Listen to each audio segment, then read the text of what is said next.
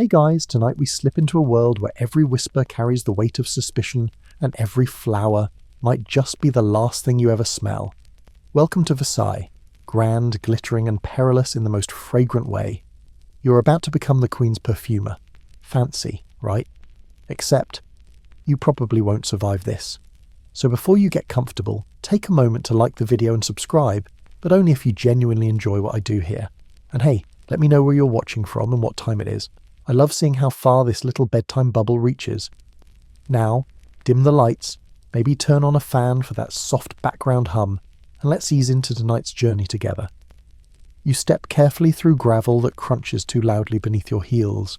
You've just entered the labyrinthine gardens of Versailles, where hedges are too neat, fountains too still, and everything seems a little too rehearsed. The flowers glow pale in the moonlight. Orange blossoms, roses, tuberose, sweet and heady, like something that wants to climb inside your lungs and stay there. You pause. The scent is almost too strong, but that's how they like it here. Ahead, the palace looms. Gold trims and candlelight flicker behind countless windows. It's beautiful, but also overwhelming, like being swallowed by a jeweled snake. You take a breath and remind yourself, you're not here for sightseeing. You're here to make perfume, or maybe something much more pointed. Versailles is a place of beauty and danger, a theatre of silk and suspicion. At court, appearances are everything. But behind the powder and pearls, power moves silently, sometimes through gossip, sometimes through poison, and sometimes through perfume. Historians still argue whether the infamous affair of the poisons started in the salons of high society or in the back rooms of potion makers. Either way, the corridors you're about to enter have soaked up more than just rosewater. You enter through a servant's passage. Low ceilings, stone floors, the faint scent of animal fat candles and aged wood. A valet barely glances at you. You're nobody here. Not yet. But you carry a small satchel under your cloak. Inside, nestled in crushed velvet, are tiny vials. Amber, emerald, one with a seal you've sworn never to break unless told. The Queen, they say, has grown impatient. Her tastes have shifted, her moods too. One day it's lavender and bergamot. The next, she wants something dangerously exotic. Your mentor warned you, don't impress her too much. That's how you end up irreplaceable. And irreplaceable people at Versailles don't always get replaced. They vanish. You pass under a carved lintel where cherubs leer down at you, their smiles too wide.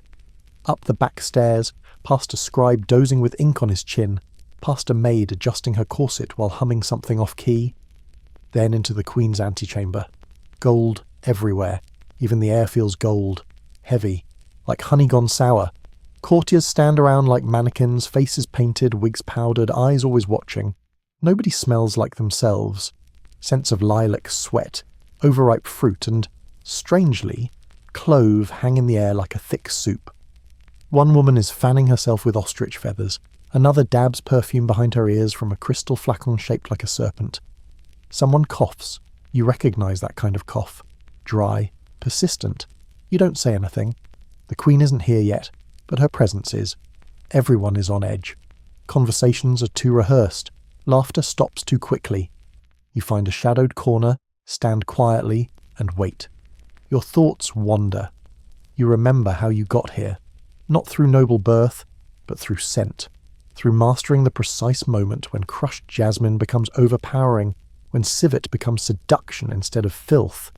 Through understanding that scent isn't just decoration, it's a weapon. It lingers, it charms, and yes, it kills. A little historical detour while we wait. Did you know that in 17th century France, people believed bad smells caused disease? The theory of miasma, bad air, meant people would clutch pomanders filled with herbs, or wear perfumed gloves to ward off illness. Ironically, those same gloves could be laced with arsenic or belladonna. Practical and fatal. There's a thud, doors open, you blink. The Queen sweeps in. She's shorter than you imagined. Younger too, but there's a presence to her, an aura that steals the air out of the room. She doesn't look at you, not directly, but she gestures. A subtle flick of her hand, and you're ushered into her private room. No one follows. The Queen's boudoir smells different. Less floral, more sharp. There's sandalwood burning in a censer shaped like a cherub. You fight the urge to wrinkle your nose, Something under it all smells like dried blood and myrrh. She finally speaks. I want something unusual. You nod, fingers twitching near your satchel, but she's not finished. Not sweet, not cloying. I want danger. I want something a woman could wear to a duel, something men would fear and follow. You freeze. That's not a request. That's a challenge. Outside, a clock chimes midnight. You glance toward the sound instinctively. When you look back, she's closer. And make sure it lasts, she whispers. I don't like things that fade. As you leave, your heart beats louder than your footsteps. You're not sure whether you were just commissioned for a perfume or an assassination. Your hands tremble slightly as you step back through the corridors of Versailles, the Queen's words still echoing in your ears. Not sweet, not cloying. I want danger. The way she said it didn't feel like a metaphor. It felt like a test. And here at court, you've already learned something important. The tests never stop. They just get more creative. You find your way to the perfumer's chamber you've been assigned. A high-ceilinged room tucked away behind a carved walnut door near the Queen's east wing. It smells faintly of beeswax, dried herbs, and the faint metallic tang of tin stills. A table waits, cluttered with tools of the trade, alembics, glass rods, ceramic mortars, and slender bottles with curled paper labels. There's no time to rest. The Queen wants danger, and she wants it bottled. But let's rewind a bit. You didn't land this role by accident. You apprenticed under a Florentine nose with a fondness for vetiver and secrets. You learned the layers of scent, head, heart, base, and how they could be used to influence emotion, memory, and even loyalty. But back in Florence, no one ever asked you to weaponize a bouquet. At Versailles, it's a daily hazard. Your job as court perfumer isn't simply to make people smell good. It's to navigate one of the deadliest games on earth with nothing but a dropper and a dream. You create illusions. A scent of innocence when someone needs alibis. A scent of strength when a noble wants to feel invincible. You once masked a lady's anxiety with a spritz of angelica and bergamot so convincingly that she negotiated a land treaty mid-breakdown. And now you must invent a fragrance that whispers power and screams "don't touch me" through a single breath. Here's a little mainstream fact for you. In the 17th century, Versailles was infamous for its smell. Contrary to its lavish image, people rarely bathed. The palace, with its hundreds of courtiers and few functioning latrines, was a hive of unwashed humanity. Perfume wasn't indulgence, it was necessity. Everyone wore it. Everyone needed it. That means your job is sacred, or at least highly marketable. You begin mixing, you reach for tuberose, dangerous in itself, known to cause headaches and fainting if inhaled in concentrated form. You blend it with clove for heat, myrrh for decay, and just a whisper of galbanum, sharp, bitter green, like freshly sliced stems and old secrets, and then sieve it. You hesitate. The paste, scraped from the glands of a very irritable cat-like creature, reeks, but under pressure and skill it becomes sultry, animal, hypnotic. You only need a fraction, barely a touch.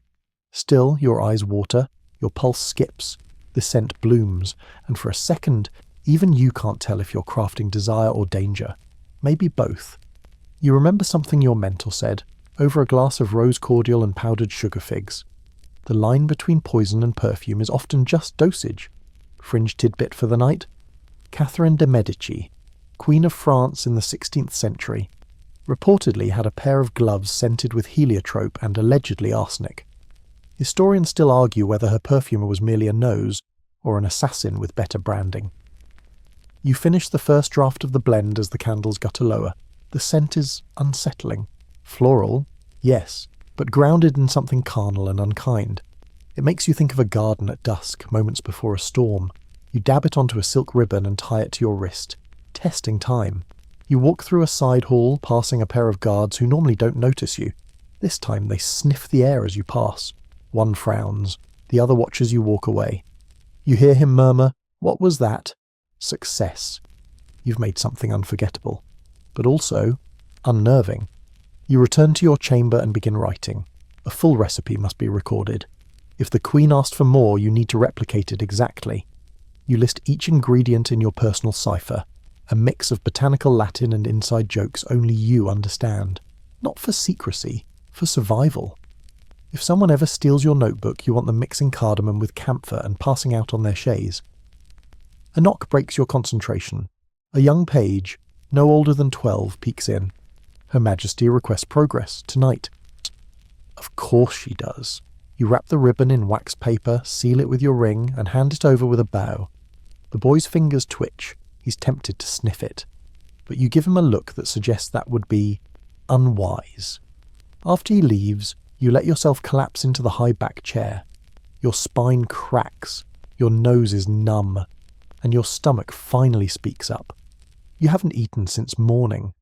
You fish out a candied violet from your coat pocket, part sugar, part floral, part regret, and chew it while staring at your hands, still slightly stained green from galbanum. You wonder if the Queen will approve of the scent, or if she'll call for your arrest, because here's the truth they don't tell you during your training. When a monarch asks for something dangerous, it's rarely theoretical, and if it works too well, they might start to wonder what else you can do. You douse the candle and stretch out on the velvet bench by the window. You can't sleep, but you can rest, barely. Outside, the wind rustles through the palace gardens. Roses sway like they know something. And far off from some dark hallway, someone coughs again. You close your eyes and whisper into the dark, "This palace smells like secrets." You're not wrong. Morning comes late at Versailles. The light filters in slowly, as if it's been politely told to wait its turn. You wake to the distant sound of harpsichord practice, uneven and a little too early for that much drama. The perfume you tested still clings to your wrist, softer now, but with that same bite at the base, a bit like wearing a smirk. You smile despite yourself. Then remember, you still haven't heard back from the Queen. You dress quickly. Today it's a dark coat, understated. Blending in is smarter than standing out, unless you want your tea replaced with belladonna. You head downstairs, past gilt-framed mirrors and nobles pretending to read letters too long to be real. You're aiming for the kitchens where servants gossip faster than pamphlets, and the coffee, if not the freshest, is hot enough to keep your nerves humming. The cook eyes you as you grab a hunk of brioche and a fig. "Busy night?" she asks, not looking up from her batter. "Busy scent," you mutter. She chuckles, but her gaze lingers. You're a novelty to them, someone who conjures mystery from petals and paste. Or maybe they just want to know if you're the one who made Madame d'Artois faint last week with that violet concoction. That wasn't you. Probably.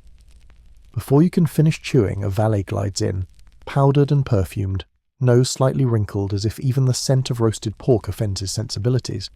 "Her Majesty found your sample evocative," he announces. Then he leans closer, lowering his voice. "She would like to discuss something further. Alone."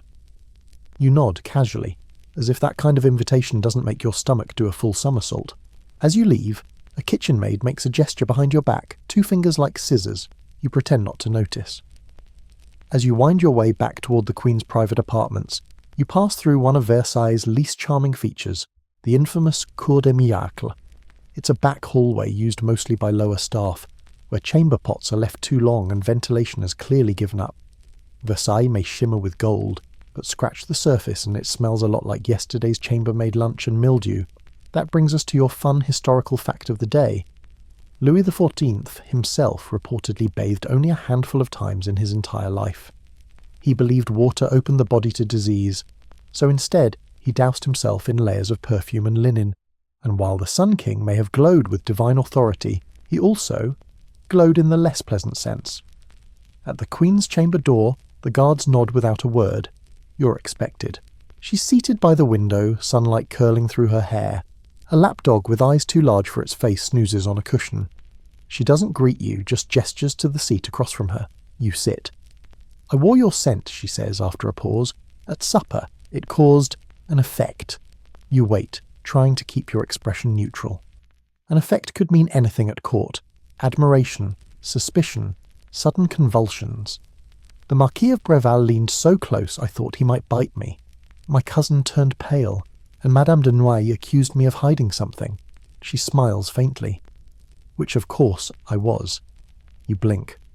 "I want more," she continues, "but I want it sharper, like the edge of a blade, something that leaves a mark." You nod slowly. "That'll require an additional element." "Whatever you need," she replies. "But do hurry, there's a masquerade in 3 nights, and I plan to be unforgettable." The dog farts. No one flinches. Versailles is a place where even animals have diplomatic immunity. You leave with a clearer task, but more questions. She's not just trying to impress. She's playing some deeper game, and you're now part of the board. You wonder, is she trying to attract, distract, or destroy?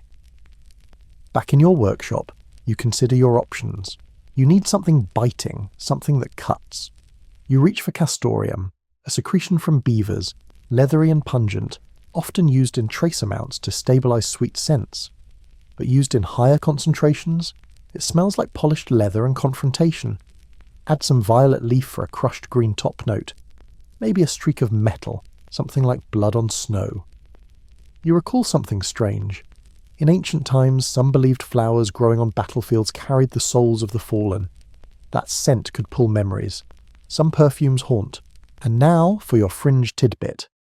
One theory, entirely unproven but fascinating, is that certain nobles experimented with psychosomatic perfumes. Concoctions designed not just to affect others, but to evoke specific moods in the wearer. Imagine using scent to summon courage, to fuel seduction, or to steel oneself before betrayal. Historians still argue whether this was real alchemy, or elaborate placebo. You test the new formula on a silk handkerchief. The scent burns at first, almost medicinal, then rounds into something leathery, stormy. You imagine a duchess wearing it to a duel, or to a dinner where someone's soup might be poisoned. It's bold. But it needs a counterpoint. You add just one drop of osmanthus. It smells like apricots and longing, a softness to follow the blade. Night falls quickly, and with it the air changes. A storm is coming. You can feel it in your bones, and in your nose. The palace seems quieter than usual, almost breathless. You lock up the vial and tuck the sample under your cloak. You'll deliver it at dawn. For now, you light a candle, sit by the window, and let the rain tap its fingers against the glass like a bored ghost. Somewhere in the dark, a scream echoes faintly. Probably just another dinner party.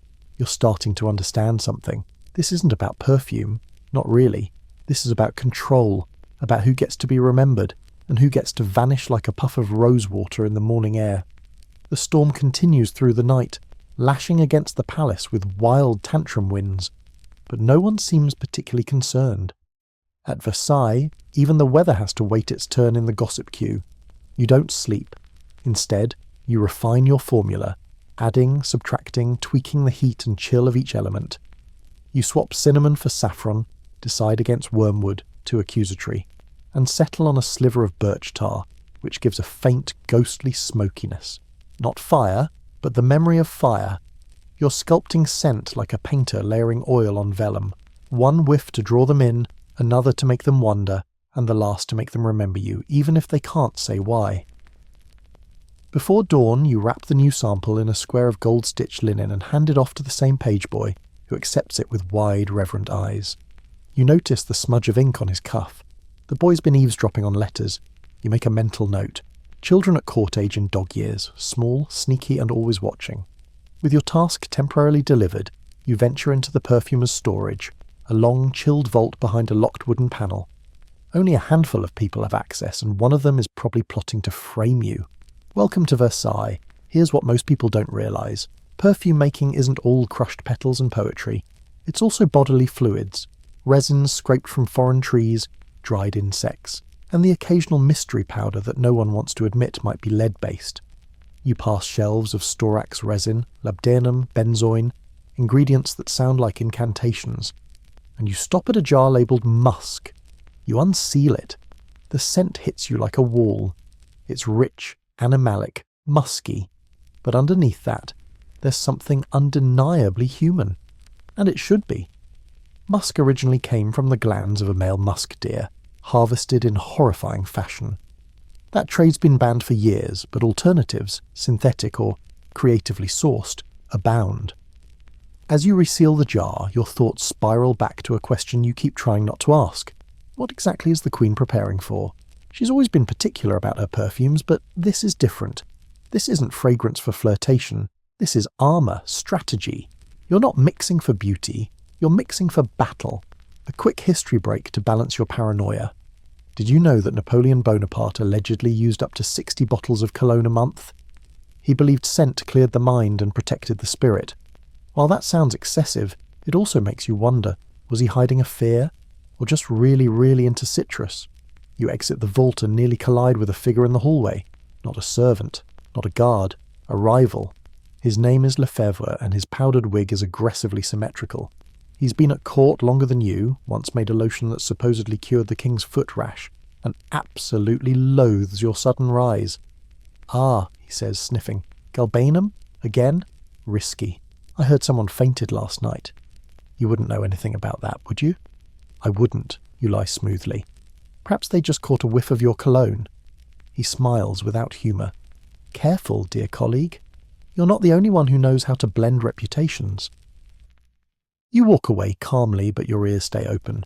Because in Versailles, danger doesn't always come dressed in steel. Sometimes it wears silk, sometimes it wears rouge, sometimes it wears your scent and signs your death warrant with a scented glove. You head outside for air. The gardens are soaked, and the scent of wet earth, crushed greenery and storm-scattered petals is almost intoxicating. You pass a gardener whispering to his tulips. Another mutters over a hedge clipped to look like a lion, which, if you squint, looks more like a confused sheep. They ignore you. You're not a gardener. You're a maker of invisible armour. And you begin to think, if the queen wanted a perfume to seduce, she'd have asked for jasmine and honey. If she wanted to mourn, she'd ask for cypress and orris root. But this blend you've made, it's the olfactory equivalent of a stiletto heel to the throat, fringe detail for flavour. There's an old tale from the East about a poison called a crab's kiss, which smelled like crushed violets. Victims would lean in, inhale, and die smiling. No proof it ever existed, but you wouldn't be surprised if someone here is trying to recreate it. As you re-enter the palace, you hear murmurs. A noblewoman collapsed during morning prayers. She was wearing a new scent. Not yours, you're assured, but the whispers ripple like silk through water. You don't like it. There's too much coincidence and too little time between your formula and this incident. And then, just before you reach your quarters, a folded note is pressed into your hand by a passing maid.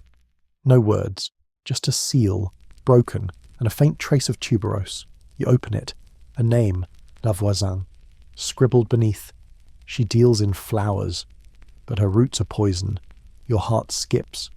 You've heard that name before, whispered in doorways, folded into confessions. A woman who walks the boundary between apothecary and assassin. She sells perfumes to courtiers who want to climb, and potions to those who want to push others off the ladder. They say she holds mass in secret, burns incense not found in any church, and wears rosewater laced with powdered bone. You suddenly feel very small, like you've been dancing on a tightrope made of glass. You tuck the note into your coat. Versailles may reek of civility, but beneath its powdered surface the soil is dark, rich, and ready to bury secrets. By evening, Versailles has dusted itself off from the storm and wrapped back into its favourite costume: luxury, precision, and false serenity. You stroll the long gallery under a ceiling painted with gods who no longer bother intervening. Courtiers mill about, draped in ribbons and ambition, and the scent of too many competing perfumes hangs in the air like a polite aromatic fog. But your mind's not on the gowns or the gossip. It's on the name from that note. La Voisin. She's not officially part of court. She's the kind of woman they pretend doesn't exist. Yet everyone knows she does. She lives beyond the grand façade, in the shadowy folds of Paris's underbelly, where desperate duchesses trade pearls for powders, and the line between perfumery and poison has long since blurred. If you're going to meet her, you'll need to leave Versailles. But first, you'll need a reason. You spend the next day feigning normalcy, adjusting a perfume blend for a baron's mistress who insists she smells too innocent, dodging Lefebvre's increasingly smug smiles, and listening to hushed conversations about last night's fainting noblewoman. The word poison hasn't been used yet, but it's hovering, like a scent you can't scrub away. That evening, while pretending to take notes in the library on the comparative scent profiles of alpine herbs, which you already know by heart, you slip a coded letter to a courier. He'll take it to someone in Paris who owes you a favour, and who knows where La Voisin conducts her business. Let's pause for a fun historical fact. During Louis XIV's reign, the perfumed gloves craze peaked, ornate, scented, and sometimes deadly. Some were laced with powdered aconite, others with belladonna. One notorious pair allegedly killed a noblewoman mid-curtsy. Historians still argue whether it was murder or an allergic reaction blamed for convenience. 2 nights later, under the excuse of procuring rare ingredients, you ride out in a humble carriage, cloaked and anonymous. Versailles fades behind you like a gold-stitched mirage. The scent of wild rosemary and horse sweat replaces the delicate vapours of court. You breathe deeply. It's strange how this smells cleaner than anything in the palace. Paris greets you with its usual mood, grimy elegance and poorly kept secrets. You arrive in a district where even the perfume shops have bars on the windows and signs written in ink that's more ash than dye. Your contact, a gaunt apothecary with ink-stained fingers, nods silently and gestures you through a side alley. There's a door, then a curtain, then a scent. It hits you like a memory you never had. Jasmine, yes, but decayed. Rose, but drowned in something darker. Tar? No. Musk, layered with powder, cloves, and something electric. It's wrong in a way that pulls you forward. And there she is, la voisine. Not what you expected. She looks like someone's great-aunt. Soft shawl, silver at her temples, but her eyes are sharp enough to cut glass. She's grinding something in a mortar. Dark purple, thick, too glossy to be just petals. She doesn't greet you. You wear fear like perfume, she says, not looking up, but not enough to stop you. You clear your throat. I need a scent, one that leaves a mark, she snorts. That's all anyone wants these days, marks, traces, footprints they can deny. You tell her nothing about the Queen, nothing about Versailles, but she already knows, or at least she knows enough. La voisine moves with a confidence born of too many secrets.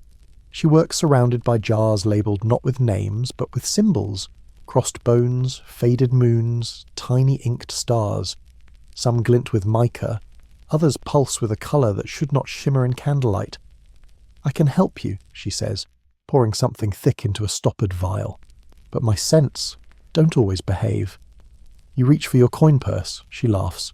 No, no money. Bring me something real. A tear from someone who regrets nothing.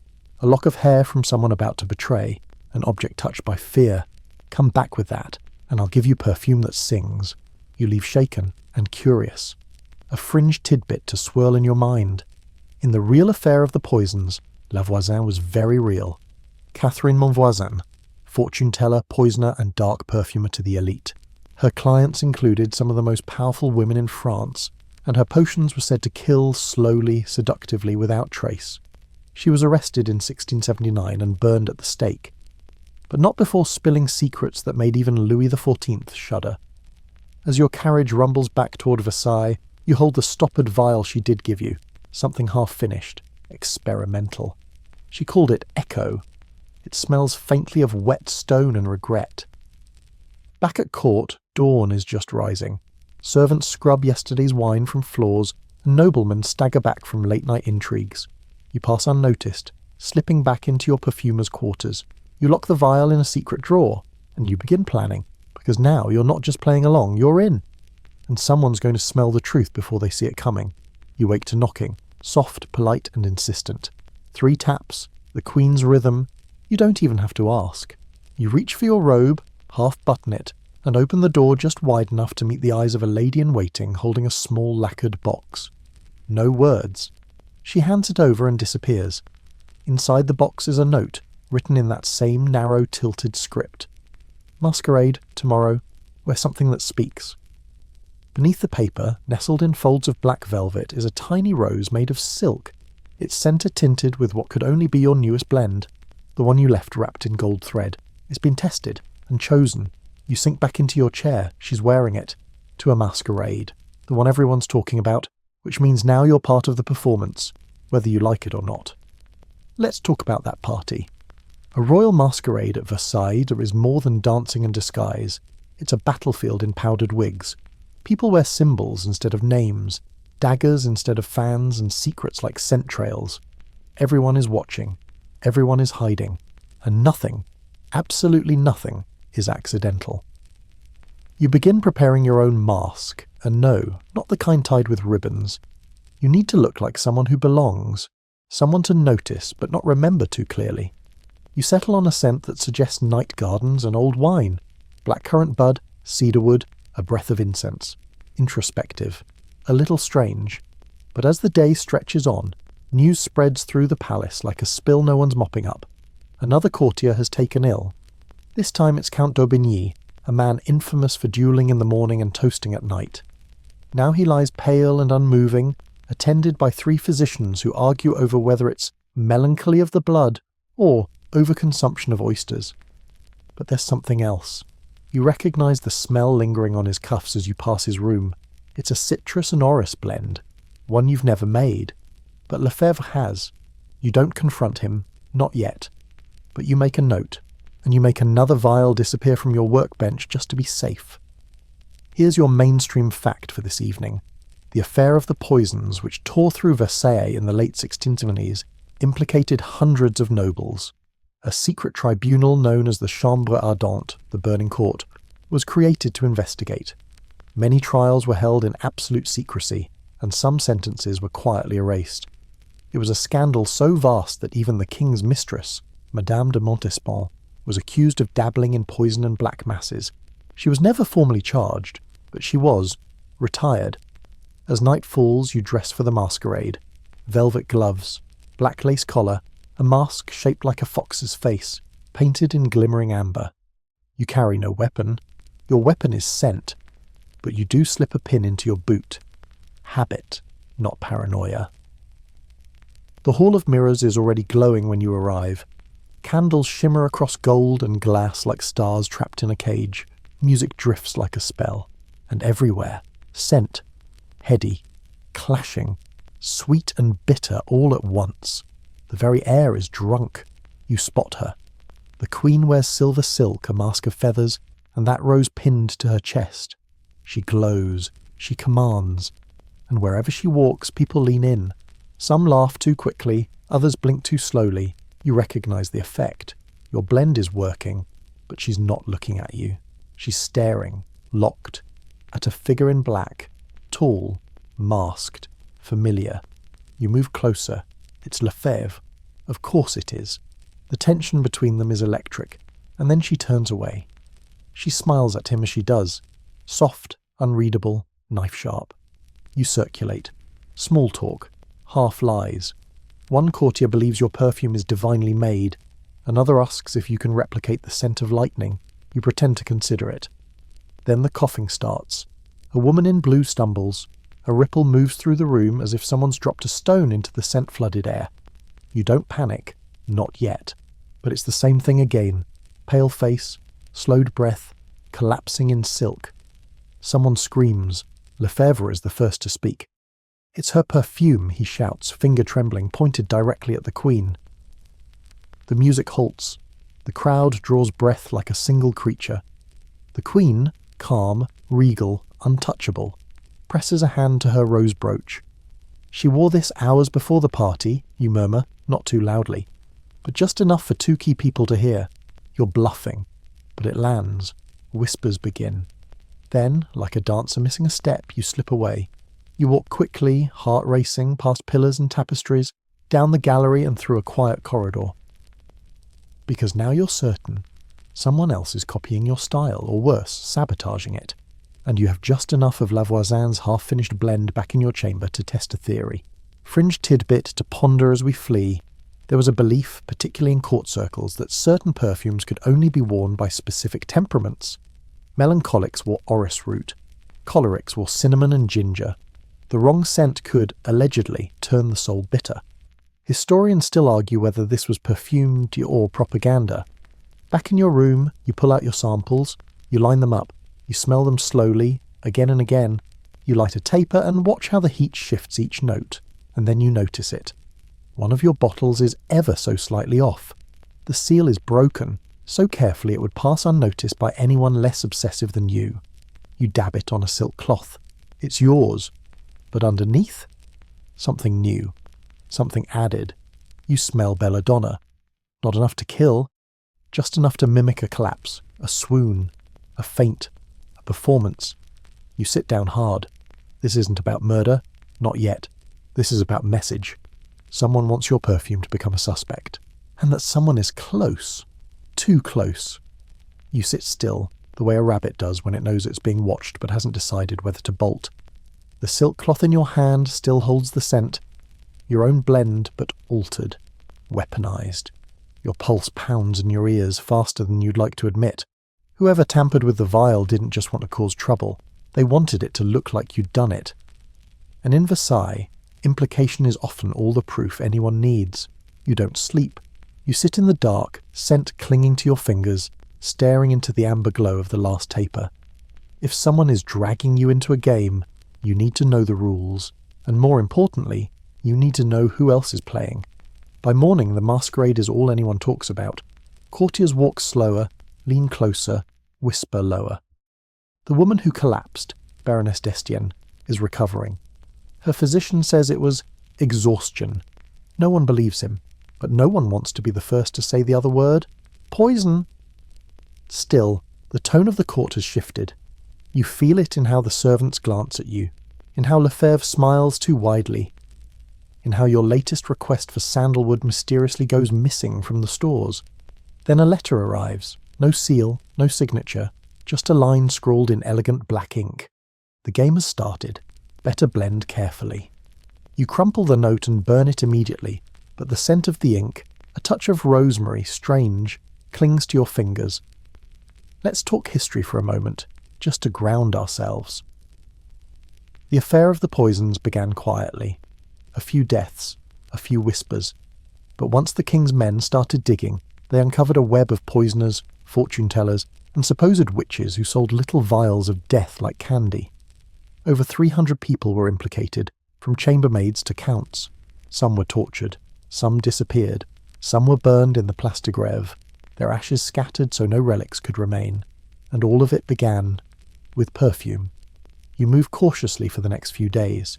You begin testing your stock, one by one, tedious, slow, and absolutely necessary. You don't trust a single bottle. You begin keeping your most dangerous blends locked inside a false-bottom drawer, protected by a decoy vial labelled civet, spoiled. You even plant a few deliberate errors in your formula book, just in case someone gets too curious. And then it happens again, this time at the Queen's salon. A gentleman faints mid-conversation, dropping his crystal goblet with a sound that silences the room. You're not there, but your scent is. A variation of your rose-amber blend, unmistakable. He recovers, but now everyone's whispering openly. And not just about the victims, about you. They're calling it the fainting perfume. They say you've made a scent so powerful it knocks people to the ground. Some claim it's magic. Others claim it's murder. One lady asks, only half joking, if you could make something to deal with her mother-in-law. You're not amused. You begin tracking everyone who's handled your creations, the valets, the laundresses, even the page boys. You remember the smudge of ink on the one who delivered your sample.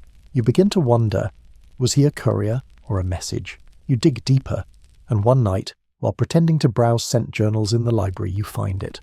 A ledger, plain, bound in blue leather, misfiled under botanicals, volatile oils. Inside, lists of ingredients, names, delivery times, a record of transactions in someone's crisp handwriting. Most of it is coded, but not well. Some names leap out. Madame de Brinvilliers, the Duchess of Orléans, even a cardinal, all linked by recurring purchases of ingredients that have nothing to do with perfume. Arsenic, belladonna, powdered toadskin. Some marked with a small drawing, a flower, thorns curling around the stem, a symbol you recognise, the same mark as on Lavoisin's shelf. You take the book and run. Back in your chamber, you read until your eyes blur.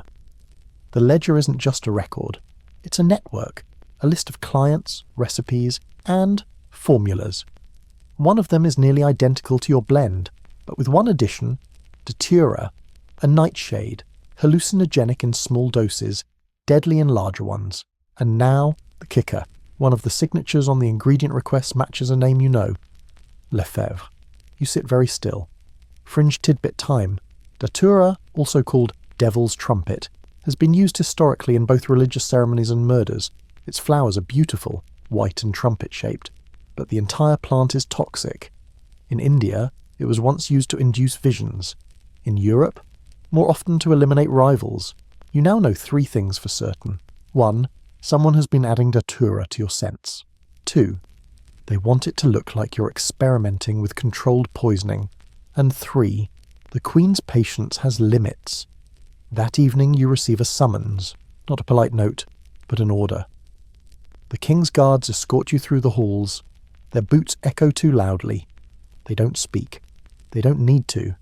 You're taken to a low chamber near the wine cellars, cool, damp, and windowless. A man waits for you there, tall, wearing black. He doesn't introduce himself. You're the Queen's perfumer, you nod. You've been supplying her with untested blends. No, you say, carefully. I've been supplying her with scents. What's in them has been altered. His gaze is unreadable. You'll remain here for questioning. And just like that, your world shrinks to stone walls and stale air. No window, no light, just the scent of damp wool and fear. You're not arrested, not officially, but you are being watched. And every breath smells like the beginning of the end. Stone walls have a smell, not just the dampness you expect, but something older, like water that's been sitting too long in an urn carved from grief. You sit on a stool that wobbles if you shift your weight. The torch in the wall flickers as if second-guessing its purpose.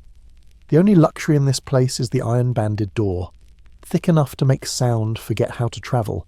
You're not bound, not gagged, not technically a prisoner, but make no mistake, you are very much detained. Hours pass, or maybe days. Meals come irregularly, always cold. Water tastes faintly metallic. You stop trying to guess the time and start cataloguing the smells around you instead.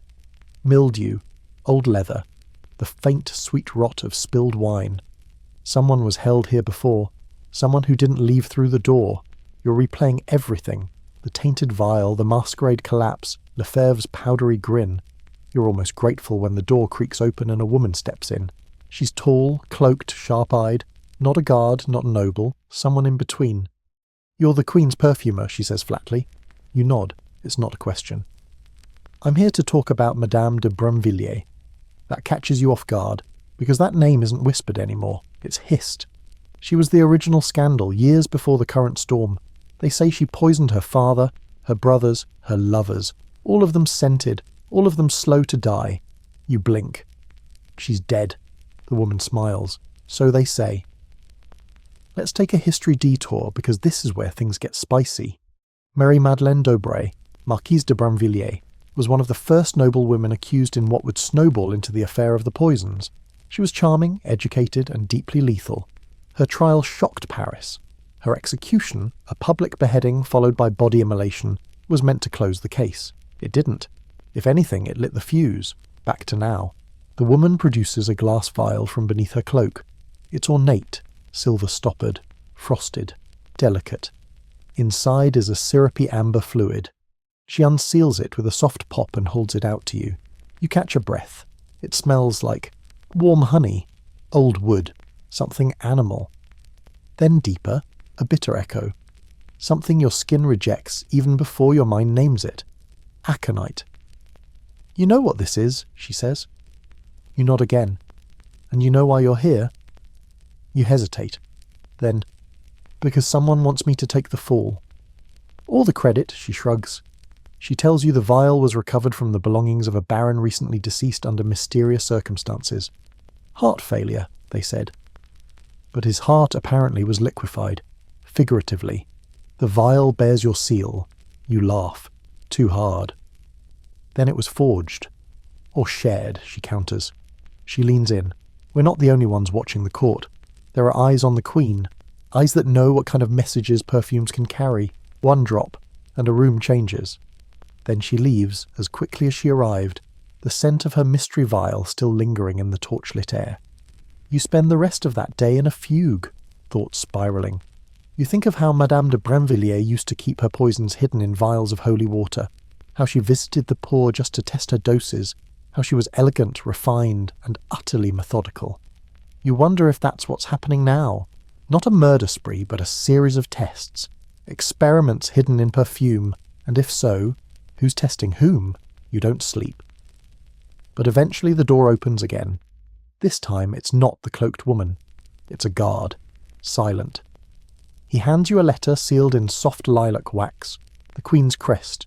You open it with shaking fingers. Inside, a single line. Return. We need to talk about roses. You're released without explanation.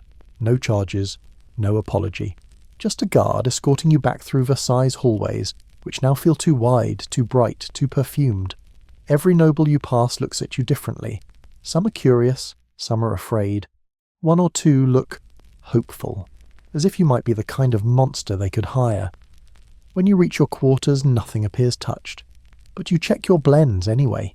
Everything is where it should be, except your scent journal. It's gone. And with it, the coded notes to every recipe you've crafted since arriving. You sit on your bed, shaking. This isn't just someone sabotaging your work. Someone is becoming you. Fringe fact? In the final years of the affair of the poisons, several perfumers were accused of selling neutralizing balms, creams designed to mask poison in food or drink by scent alone. Historians still argue whether these were real or just placebo salves to soothe guilty clients. You're past the point of doubt. Whoever is behind this knows scent intimately, knows how to twist your art into something deadly. And now they have your formulas. You close your eyes, inhale deeply, and make a decision. You're not just going to clear your name, you're going to find them. And this time, you'll be the one leaving a trail. You don't waste time. As soon as the lock clicks behind the guard and you're alone again, you rise. Not with grace, but with a suddenness that would have startled even the Queen's lapdog. Your head buzzes with scent and suspicion. The loss of your journal isn't just an inconvenience, it's catastrophic. The formulas inside weren't just perfume, they were stories, clues, power. And now someone else holds the pen. You go straight to the shelf. You grab your small iron-trimmed travel chest, the one with the false bottom and the unmarked vials that no one is supposed to know exist. Inside are 3 bottles. One is filled with crushed angelica root and vetiver, a calming agent for nerves. One is empty. The third is sealed with wax and labelled only with a hand-drawn eye. You don't dare open it unless you absolutely must.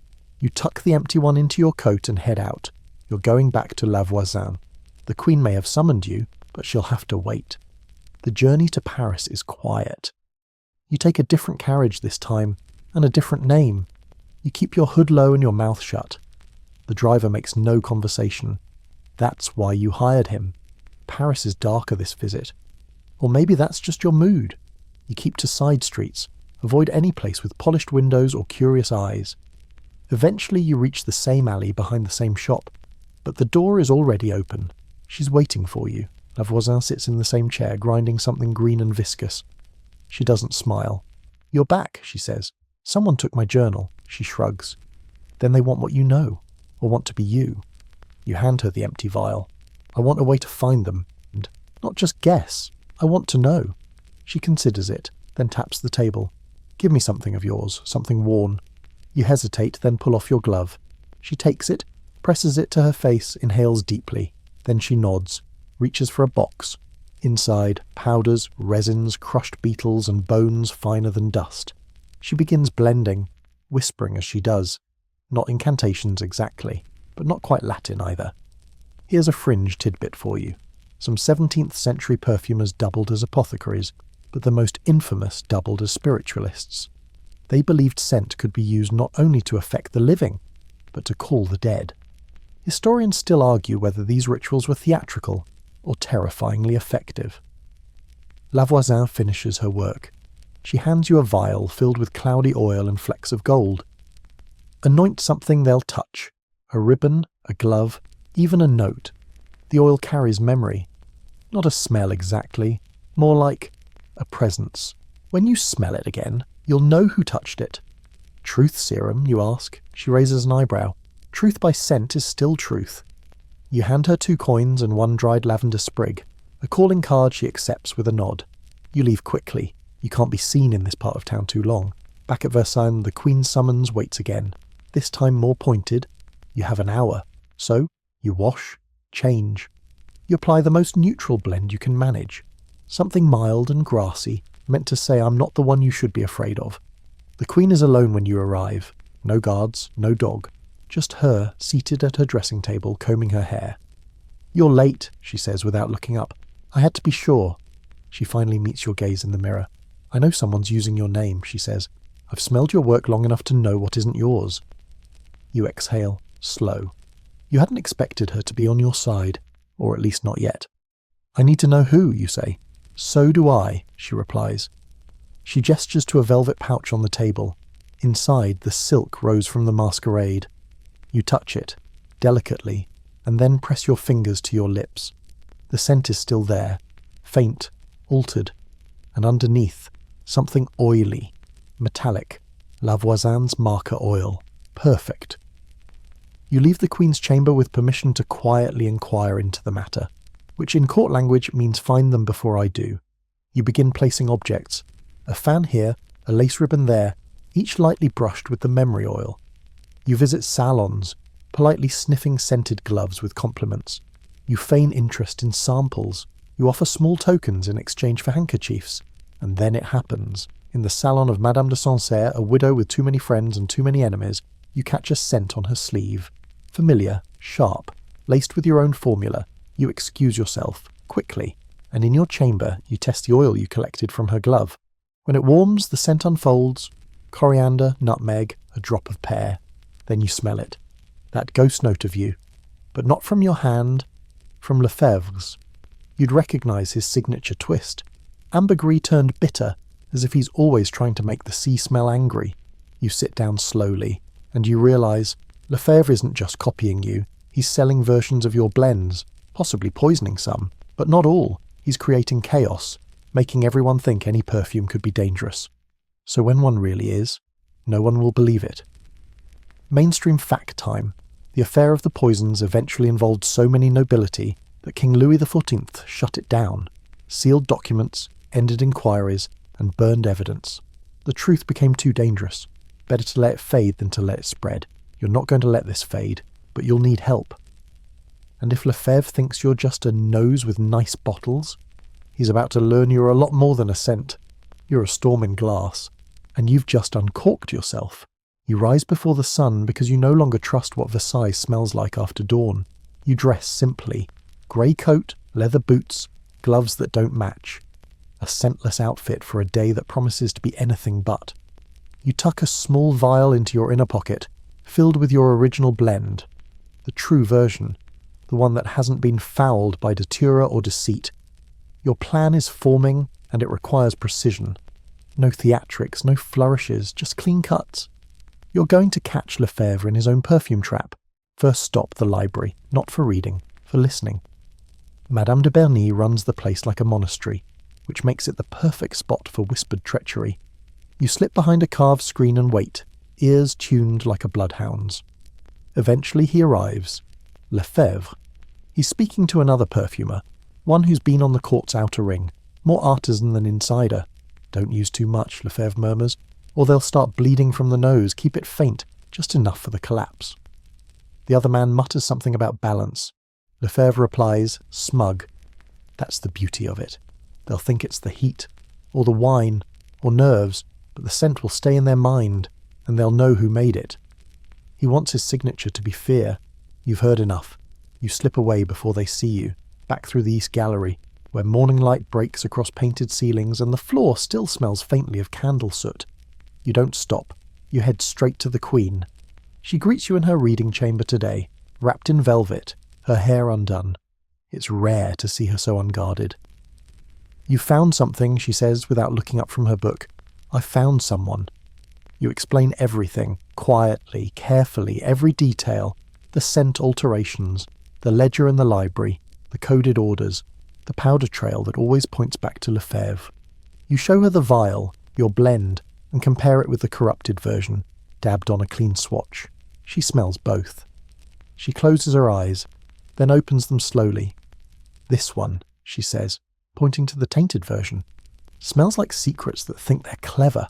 You smile despite yourself. "I'll handle the rest," she says. "But you're not done yet, because catching him isn't enough. You need to understand why. So you go somewhere few dare to linger, the perfumer's corridor. A tucked-away hall with workshops, storage rooms, and the occasional air of quiet menace. It smells of lavender, dust, and ambition. You slip into Lefebvre's room when he's out. It's cleaner than you expected. Too clean, no clutter, no notes, but he's made one mistake. A drawer left unlocked. Inside, papers, formula notes, but not just his, yours, rewritten, labelled under different names, sold to nobles you've never met, doses adjusted, some sweetened, some sharpened, and one sheet, creased, water-stained, bears a list of court members, each with annotations. Most have an X. 3 are circled. One of those names is the Queen. He's not just making money, he's choosing targets. You hear a footstep in the hall. No time. You pocket the sheet, slip back through the servants' door and vanish into the warren of corridors behind the tapestry-lined walls. Historical moment, because context helps. During the height of the affair of the poisons, it wasn't just lower nobles being implicated. The whispers climbed walls, toward duchesses, bishops, even Madame de Montespan. There were rumours of potions hidden in wine, love spells sewn into clothing, and yes, perfumed poisons dabbed onto gloves and lace. Some even claimed priests performed black masses to sanctify the murders, and behind much of it was La Voisin. So you pay her one last visit. Her shop is darker now. A candle has burned down to a nub. Her hands are stained with ink and something darker. You know already, don't you, you say. She nods. He came to me weeks ago, wanted something that made people pliable. Did you give it to him? She smiles faintly. I gave him almost what he wanted. Enough to trap him. You blink. The scent you traced, she says? That's mine. I added something, not poison, not perfume. You raise an eyebrow. Truth, she says. It lingers, like guilt. Fringe tidbit to tuck away before the final scene unfolds. Some ancient perfumers believed that certain resins, like opoponax and frankincense, could capture intention, that the emotion of the maker would cling to the scent and reveal itself later. Historians still argue if that's superstition or science waiting to be rediscovered. Back at Versailles, the Queen prepares her final move. A gathering, a salon of scented masks and soft diplomacy. Everyone invited, everyone watched. You help her plan it. You mix one last blend. Not yours, not Lefebvre's. A hybrid. Floral, but with the sharpness of citrus. Sweet at first, but with an aftertaste that makes people pause. You know he won't be able to resist tweaking it. He'll want to leave his mark, and he does. On the day of the salon, he swaps out a vial. You let him. The guests arrive, laugh, drink, inhale, and then one by one they grow quiet. Not sick, not faint, just clear. La Voisin's addition works. Memories surface. Faces pale. The Queen stands. This scent, she says, has revealed something. A trail. All eyes turn. Lefebvre doesn't speak. He doesn't need to. The scent says everything, and Versailles listens. Lefebvre tries to laugh. It's a sharp, brittle sound, like glass cracking in the cold, and no one joins in. The air in the salon holds its breath. The scent you mixed, his scent subtly altered, laced with La Voisin's truth-binding resin, still curls in the corners like smoke. You're all imagining things, he says too quickly. Perfume doesn't reveal guilt. It's chemistry, not witchcraft. The Queen's eyes gleam like wet obsidian. So you deny this is your blend? He hesitates. The worst possible thing to do, and everyone sees it. No, he says finally. It's mine, but altered, not by me. She gestures to you without looking. Explain. You step forward, calm, neutral, as if you're merely discussing an overcooked soufflé. Lefebvre's formula has been sold to at least 6 nobles, each of whom suffered symptoms consistent with datura poisoning. Dizziness, blurred vision, slowed pulse, but not enough to kill, just enough to weaken, enough to cause scandal, enough to create fear. Murmurs ripple like perfume through lace. And your evidence? Asks Lefebvre, voice tight. You hold up the folded sheet you took from his drawer, a distribution list, with doses, adjustments, targets. The Queen takes it, reads silently. Her fingers twitch, just once. There's more, you say softly. He's been copying other blends, mine and likely others, selling them under false names. But he left his signature, ambergris with burnt cedar, a touch of oak moss. Very moody. There's a titter of nervous laughter from someone near the harpsichord. You pause. Your ambition wasn't the problem, you say, looking at him now. It was your method. and just like that, Lefebvre bolts. He moves fast, panic sharpens the body, but he doesn't make it far. 2 guards appear from behind a curtain, seizing him like he weighs nothing at all. His mask falls. For a second, the whole court sees his face, not powdered, not smiling, just angry and small. The Queen stands. Remove him, and he's gone. The room exhales. Later, in your chamber, you sit beside a candle and breathe the quietest breath you've taken in days. The danger is over, but the damage remains. Here's your historical truth for tonight. In 1680, Catherine Montvoisin, la Voisin, was burned at the stake. Her trial, never fully recorded, implicated dozens of nobles, including high-ranking ladies. Louis XIV eventually ordered the record sealed. He couldn't afford the damage to his court's image. It was easier to let the scandal fade, like a scent on the wind. And now, so too will Lefebvre. There'll be no formal trial, no parade. He'll vanish into the king's private justice system, maybe a monastery, maybe a far-off prison. Either way, you won't see him again, but you'll smell him everywhere, because some creations can't be forgotten. You return to your formulas slowly, cautiously. You test every ingredient twice. You trust no bottle you didn't seal yourself. But your blends return sharper, cleaner, more intentional. The Queen still calls for you now more frequently. She requests softer scents, ones that linger but don't overwhelm. She wants the perfume of calm power, of survived scandal. She wants control, and you provide it. One night, a gift arrives. A lacquered box, same as before. Inside, a new journal, handmade, bound in pale leather. The first page reads only, "To the one who survived." You recognize the script, the Queen's. You start again. New formulas, new names. But this time, each blend carries something extra. A memory, a warning, a trace of something no one else can fake. Your signature. Fringe tidbit to end the night. Perfumers in ancient Egypt were buried with sealed amphorae of their creations. Some have been unearthed intact. And though the scents have faded, traces remain. Enough for modern perfumers to try and recreate them. Enough to whisper, across millennia, "This was mine." And you've earned your place among them. As the stars rise over Versailles, you let your next blend rest on the windowsill, cooling in the night air. It smells of orange blossom and vindication. The days that follow feel oddly suspended, like the palace itself is holding its breath. Versailles is never truly quiet. Too many people, too many boots clicking and lips whispering. But something's changed in the atmosphere. People look over their shoulders more. They sniff their cups before drinking. And everyone, from kitchen maid to countess, now knows that perfumes at court are more than just personal choices. They're potential weapons. You've returned to your work with a kind of reverence and paranoia. Each blend is double-checked. Each bottle is sealed with wax you mark by hand, a sigil you invented that no one else could replicate, a half moon inside a star. You test everything on a neutral cloth and burn the residue. Nothing leaves your lab unless it's been treated like a royal decree. Still, there are new visitors now. Nobles you've never met asking for private blends. They come with fanfare and false politeness, eager to align themselves with your name now that it carries power. One even offers you land if you'll craft a perfume that encourages compliance in her second husband. You politely decline. She doesn't seem surprised.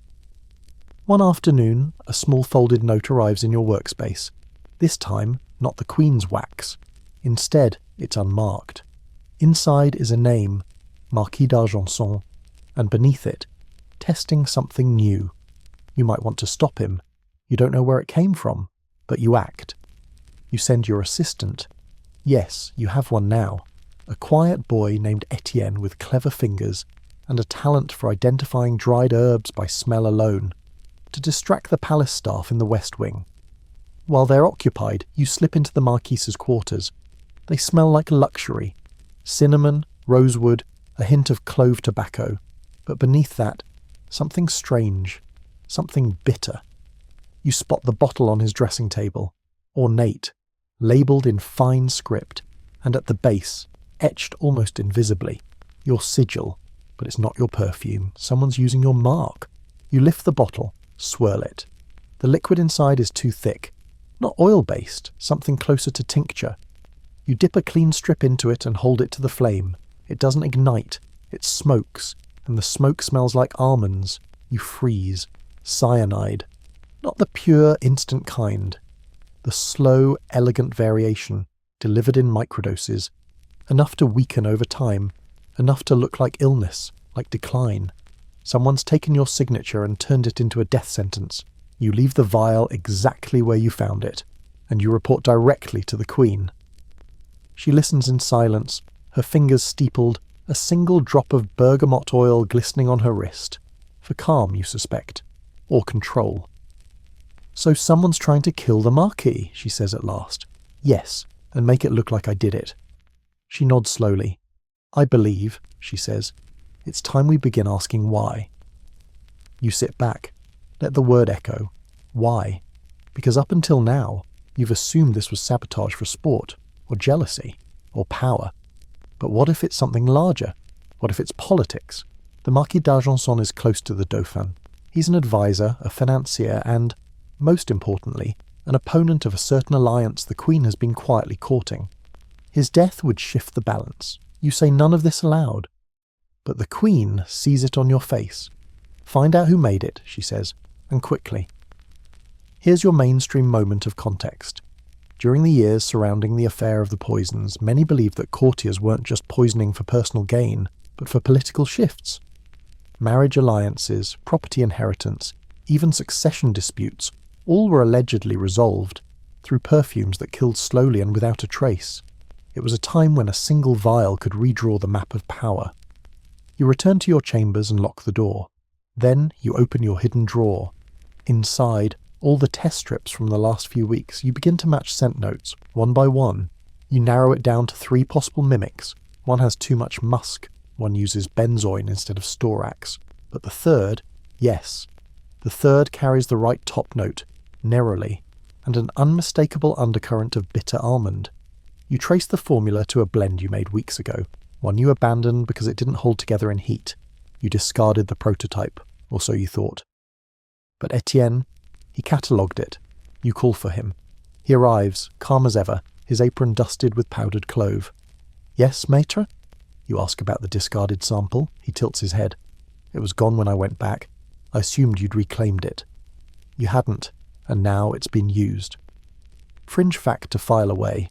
Bitter almond oil, when improperly processed, can contain amygdalin, a compound that converts to cyanide in the body. It smells innocent, sweet, almost comforting, and it can kill you slowly, over weeks. You stand. It's time to find out who took your formula, and you already have one person in mind, because there's one perfumer still at court, quiet, efficient, invisible, who always stayed out of the spotlight, the artisan who once apprenticed under Lefebvre. You leave your quarters with purpose, and this time you carry a vial not for defence, but for bait. Let's see who takes the bait this time. You wait until midnight. The palace still hums faintly, heels on marble, low laughter behind velvet doors, but most of Versailles has exhaled for the evening. It's in these quiet hours that the real court breathes. The informers, the spies, the lovers slipping out of the wrong chambers, and you. Tonight, you're a trap. You set the bait carefully. A vial, identical in shape and script to your stolen blend, rests on the centre of your workspace. You've left the door ajar, candles low. A decoy journal sits nearby, open to a page that references the bitter almond compound, but scrambled, slightly incorrect, enough to lure someone clever enough to want it, enough to trick someone who thinks they're even smarter than you. Then you wait. You don't sit. You lean against the far wall out of sight. Eyes on the mirror angled in the corner.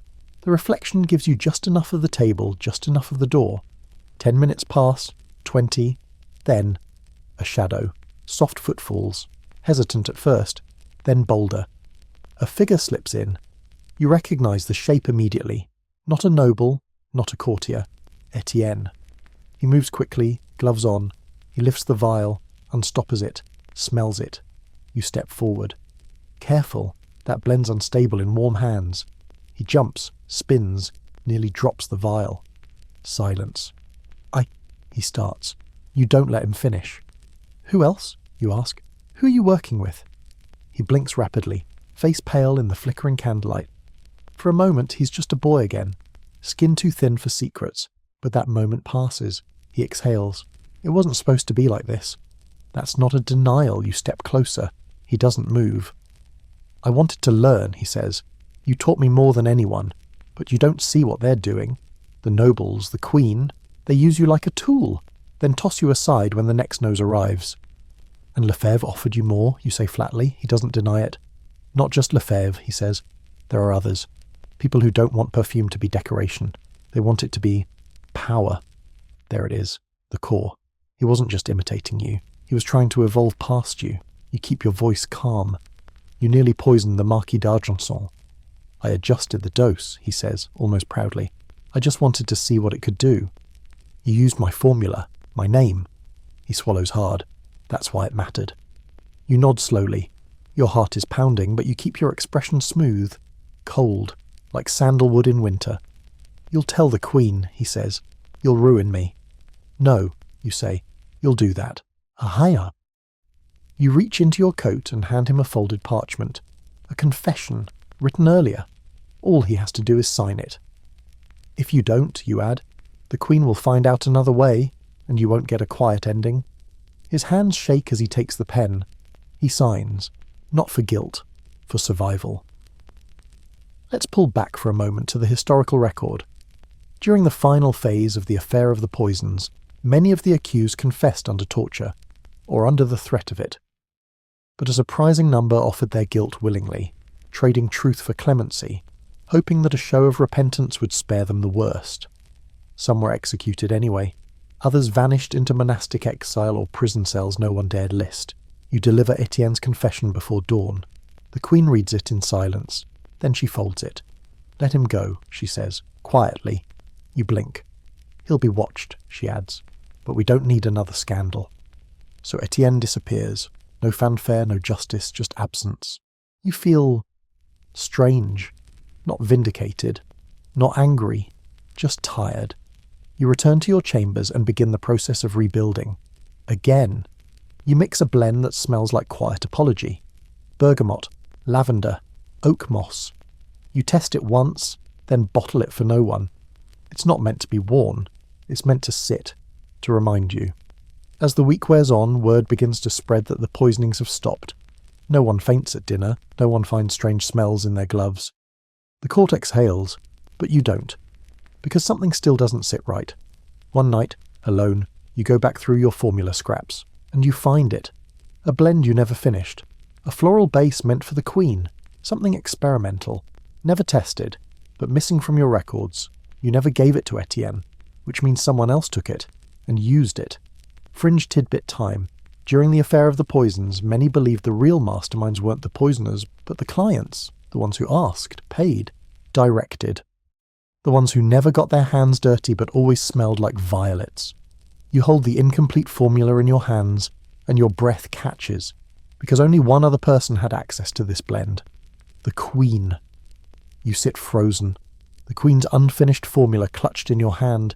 It's a familiar feeling by now, your stomach tightening, the candlelight flickering a little too dramatically. But this time, the dread cuts deeper. If the Queen used your blend, your untested scent, and had it removed without your knowledge, then the entire story shifts. You aren't just the victim. You might have been her weapon all along. You retrace the moment. That particular formula was never completed, never sealed. It lacked stability. You made a note to revisit it. Then it vanished. Not logged, not catalogued, just gone. And the scent? You remember faint traces of it on that silk rose from the masquerade. The one the Queen gave back to you in the velvet pouch. She'd been testing it. You just didn't realise it at the time. A knock at the door interrupts your spiral. It's a courier, silent and nervous, holding a tray with another note sealed in lilac wax. Come, now, bring nothing. Your blood runs cold. That's not a request, that's a command. You don't argue. You tuck the formula under your collar, hidden, and follow the courier through the nighttime hush of Versailles. The halls feel different now. The opulence has lost its gloss. The shadows stretch longer. The gold leaf on the doors catches the light like flint. And you know, absolutely know, that whatever waits for you at the end of this corridor will change everything. The Queen stands alone in her solar, arms folded, her silhouette bathed in firelight. The windows are closed, the air thick. She doesn't smile. "I'm told Etienne confessed," she says softly. You nod. "He did." "And you're certain Lefebvre was behind it all?" You pause, then answer carefully. "He was a player, but I don't think he planned every move." She nods slowly. "Nor do I." A silence passes. Then she turns to a small cabinet and opens it. She withdraws a bottle. Not just any bottle, your bottle, the one from the missing formula. She places it on the table between you. No fanfare. "I used this," she says. Your chest tightens. "I used it on the Comtesse de Forbin." You blink. That's not a name you've heard mentioned in weeks. She was undermining a treaty, feeding information to enemies abroad. We couldn't accuse her openly, but we could remove her. Your voice is hoarse. The formula was unstable. "I know," she says. "That's why I tested it myself." You sit. Because standing feels like pretending. "I needed something deniable," she continues. "Something elegant. Something that would take just enough from her. Her mind, her energy, her voice, without killing. At least not right away." "Why me?" you ask. "Because I knew you'd make something no one else could trace. You are very, very good." She walks behind you now. You don't turn. You're not sure you could. "There are things you cannot understand about ruling," she says, voice low. "There are choices that don't leave your hands clean. Sometimes the safest path is to ensure no one sees the dirt at all," you manage a whisper. "You should have told me." "If I had," she says, "you would have hesitated." She moves back to the table, pours a small amount of the perfume onto her wrist. The scent blooms. Orange blossom, violet, just a hint of smoke. It smells like forgiveness, hiding something sharp. "I'm sorry you were caught in the middle," she says, more gently now. "But understand this. Every time someone fainted, every time someone panicked, it wasn't chaos. It was orchestration. And now, the balance has returned." You stare at the flame. "You used me," you say. "Yes," she replies, "and I'll do it again if I must." That should be the end of it. But then she adds, "Unless you leave." She steps aside, revealing a sealed letter. It bears the royal crest. "I can have you placed on a ship to Florence by morning. A generous stipend, a new identity. You could start again. Safely." Your voice is steel now. "Or," she meets your eyes, "you stay, and everything you do, everything you blend is done under my gaze. You'll work for me, exclusively, and you'll never refuse a formula again." There it is. Not a threat. An ultimatum. Let's take a moment for a historical whisper. Some of the most famous noses in European history never signed their work. Their formulas were sold under royal brands, locked away in private vaults, and released only with approval. They became tools of diplomacy, of deception. Their names were erased, but their scents lingered. You stare at the two futures placed in front of you. Florence, freedom, Versailles, power. Your answer forms before you speak it. "I'll stay," you say. The Queen inclines her head. "I thought you would." She gestures to the bottle still resting on the table. "You'll refine this," she says. "Perfect it, and label it something forgettable."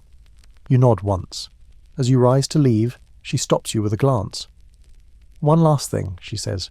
"The Comtesse died last night, peacefully, in her sleep." Your heart skips. "You said it wouldn't kill." "I said I tested it. I never said she'd survive." Fringe tidbit for your final breath tonight. In the old perfumery schools of Montpellier, apprentices were taught to distinguish between a scent that pleases, one that persuades, and one that punishes. Only the masters could make all three in one bottle. You're no apprentice anymore. You close the door behind you, heart heavy. And the scent lingers behind you like a final word. You walk back to your quarters with a calm that doesn't belong to you. It clings like a borrowed cloak, smooth on the outside, frayed underneath. Every step echoes too loud, and Versailles seems to lean in closer, as if it knows the Queen just tightened her leash around your neck. You shut the door behind you, quietly. The moonlight seeps in through the window, washing your workspace in pale silver. Everything looks as it did before, the tidy rows of bottles, the mortar still dusted with crushed violet, the wax seal cooling on a corked vial of iris root. But you don't see ingredients, you see instructions. orders, and the creeping realization that you now live in a kind of scented servitude. You sit. The formula you're to refine is already laid out before you. You recognize it instantly. The experimental one the Queen hijacked. She used it to eliminate a political threat and is now asking you to perfect it, so it can be used again, and again, and again. You study it, trying to find flaws you never meant to fix. The bitterness that hides behind the rose, the metallic whisper that lingers just a beat too long. You note the volatility under heat, how it loses potency in summer air. These are technical details, but none of them matter when weighed against what you now know. This formula kills, quietly, with dignity. It gives the illusion of mercy, and you're being asked to turn it into a masterpiece. You get to work, because what else can you do? The Queen offered you a choice, but it was the kind with only one real outcome. Florence may have meant freedom, but it also meant erasure. Your craft would be buried, your name forgotten. A talent like yours is only useful if someone needs it, and here they do. Still, you test every variation with caution. You dilute, rebalance, tweak. Add a drop of tonka to soften the finish. Subtract just enough cardamom to temper the brightness. You work late into the night until the shadows look like company and your skin smells like quiet violence. A knock startles you. You weren't expecting anyone. You open the door to find a figure you haven't seen since the masquerade. Madame de Sancerre, cloaked, veiled, alone. "I won't stay long," she says, glancing over her shoulder. "Then come in quickly," you reply. She steps inside. The door closes, and the air feels suddenly thicker. "You know what she's asked of you," she says, lifting her veil. "It's not a question." "I know," you reply. "I warned you once," she continues. "The Queen doesn't just wear perfume. She wields it." She opens her hand. A small bottle, familiar shape, your original blend. But the label is gone, and the stopper is cracked. "She's been using your work to keep allies compliant," she says. "Not just enemies." You stare. "How did you get this?" "I stole it. From a valet who didn't realize what he was carrying." She holds your gaze.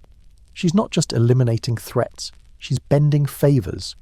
It makes sense. Too much sense. The sudden political turns, the strange alliances that bloomed overnight. The courtiers who backed her without hesitation. Eyes glassy and smiles just slightly. Off. "She's using the formula," you murmur, "to build loyalty." Madame de Sancerre nods. Loyalty without will. Love without choice. You sit again, because standing is for people who aren't responsible for this. She continues. "There's a group, quiet, watching. We think there's a way to undo it, but we need you." You laugh once. It's dry, hollow. "You need the poisoner to become the antidote." "No," she says. "We need the artist to fix the portrait." She places a small envelope on your desk. "Think about it, but not too long. The Queen may start asking for something even stronger." She's gone before you can speak again. The door clicks shut. The envelope sits on your desk like a dare. Inside, a list of names. Nobles, merchants, even one foreign ambassador. Each one wears your perfume. Each one is likely compromised. Mainstream historical context for a moment. Some scholars have speculated that the widespread use of psychoactive herbs during the poison affair wasn't just about murder. It was about manipulation. They were used to influence behavior, decisions, even affections, subtly, cunningly. Historians still argue if it was alchemy, coincidence, or the world's most dangerous form of diplomacy. You stare at the list, and then at the formula, and then you begin again. You don't just refine it, you redesign it. You keep the notes she expects, familiar rose, familiar warmth, but you hide something new inside, a breakpoint, a scent that, when exposed to heat above body temperature, shifts, weakens, undoes, a built-in collapse. In controlled conditions, the perfume will work, but if applied too generously, if overused, or used by someone trying to manipulate, it will fail, quietly, but completely. You won't kill the Queen's enemies anymore, you'll protect her victims. Fringe tidbit to close out the hour. Certain 17th century perfumers were said to leave ghost notes in their formulas, scents that activated only under specific conditions. Some were triggered by warmth, some by sweat, some by emotion. Whether true or legend, they gave perfume the power to reveal the heart's hidden things, and now you've done the same. but you won't tell her. Not yet. You seal the vial with your mark, then you label it something she'll appreciate. Eternity. Let her think it means forever. You'll know it means freedom. Versailles pretends to be peaceful. Spring has settled over the gardens like a silk shawl, and the flowers, oh the flowers, bloom with such shameless excess that it almost distracts from the rot beneath the marble. Almost. You walk the halls in near silence now, a ghost with pockets full of violets and secrets. Everyone knows your name. Everyone wants your scent. But the way they speak to you has changed. They're deferential, careful. The nobles who once asked for just a hint of mystery now request blends that can't be traced. And you smile, because you know they're all afraid. The Queen, too. She's powerful, yes. But there's an edge to her now, something clipped in her tone, something unspoken in the way she tilts her head when you present a vial. Like she's wondering, is this the moment you stop obeying? It isn't, not yet. You've delivered the altered blend, Eternité, under the pretense of refinement. She accepted it without hesitation, dabbed it behind her ears, let it settle into her pulse points like a crown. The scent is flawless on the surface. Floral, dignified, unthreatening. It says I am in control, but underneath, the ghost note you built in waits for heat, for time, for the moment when she presses too hard. Until then, it behaves. You've built the perfect liar. She calls you again that afternoon. Her private chamber is warmer than usual. Braziers burn low in the corners, and the air is thick with a scent you didn't create. Cypress, crushed thyme, perhaps a poorly balanced blend from one of the lesser perfumers. She waves a hand, irritated. It's too masculine, she says, and it makes me cough. You offer a neutral expression, but inside you note it. Her senses are more sensitive now. She's growing used to your perfumes. Everything else feels off. Dependency is a lovely chain. She holds out her wrist. This one, she says, meaning Eternité, has become indispensable. It calms the court. You smile faintly. That's the idea.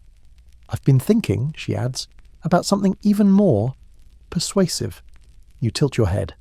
More than loyalty. Something that ensures obedience, she says. A scent that makes someone feel safe with me. Loved. You pause. That's a different request. You know what she wants. Love potions are the oldest game in the perfumer's book. They never quite work. At least not in the way people think. You can stimulate memory, desire, comfort, but not love. Not truly. Not honestly. But she doesn't want honesty. She wants control dressed as affection. You nod slowly. It's possible. She smiles. Good. We'll call it Fidelity. I want it before the ambassadorial summit next week. You bow and leave, and now you have a problem. Because you've just been asked to craft a perfume that will bend international relations through olfactory deception. A little historical aside to flavour the tension. During the reign of Louis XIV, perfumes weren't just accessories. They were diplomatic tools. Scented gloves, scented letters, even scented coins were used to communicate loyalty, suggest trustworthiness, or mask deceit. Entire negotiations were said to pivot on which perfume a noble wore, and who had crafted it. And now, you are being asked to create Versailles' next diplomatic weapon. Back in your workshop, you pace. You can't give her what she wants, but you also can't refuse. So you do what you've learned to do best. You build two formulas. The first is what she expects. Delicate notes of neroli, soft jasmine, grounding sandalwood, blended with a trace of nutmeg to spark mild euphoria.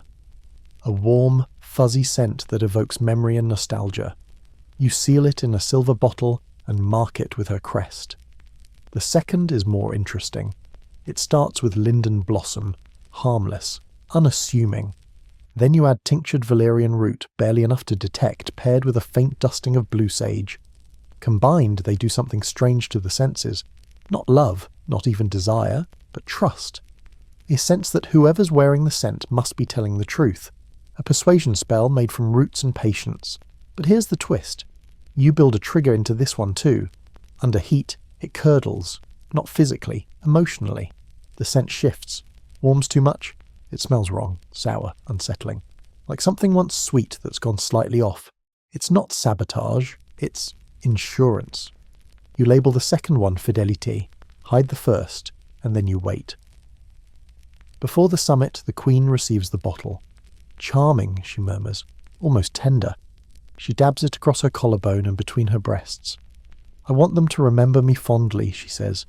You bow. You say nothing, and you do not smile, because you know she'll walk into that summit carrying a scent that tells the truth, until she leans in too close, until the firelight warms her skin, until the temperature rises just enough for the illusion to fracture. And the people she seeks to control?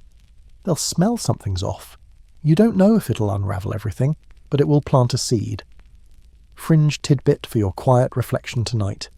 In medieval Europe, some believed the nose was the gate to the soul, that certain smells could influence not just mood, but morality. Temples burned resins thought to purify thought. Kings wore perfumes they believed made them righteous. Even now, historians still debate whether these beliefs were superstitions or early neuroscience. And you're not debating anymore. You've turned scent into a scalpel, and the Queen doesn't even know she's bleeding. The summit unfolds like a play written by 6 authors who hate each other. Velvet drapes flutter in a calculated breeze. Harpsichord music flutters like it has something to prove. Each guest arrives in a cloud of meticulously crafted scent. Neroli for Spain, black pepper and cedar for Venice. Something suspiciously powdery from the English envoy that smells like ambition in a bottle. And then the Queen enters. The room stills, not because of her dress, though it's a cascade of gold-threaded silk, or her jewels, though they clink like coins on an altar, but because of the perfume. Fidelity. It radiates warmth, soft as a lullaby at first. The notes you designed, linden blossom, a whisper of jasmine, the cozy hum of sandalwood, swirl through the room. Heads turn, faces soften. You stand at the far end of the hall, half hidden by a potted lemon tree, and watch. At first, it works. People draw nearer when she speaks. They nod faster. Their body language curves toward her like vines seeking sun. But then the room begins to heat. Too many bodies. Too many candles. The ambassador from Savoy adjusts his collar. A courtier fans herself with a swan-feathered fan. The Queen leans closer to whisper something into the Dutch envoy's ear. That's when it begins. The shift. The warmth coaxes the perfume to turn, ever so slightly. The sage curls upward.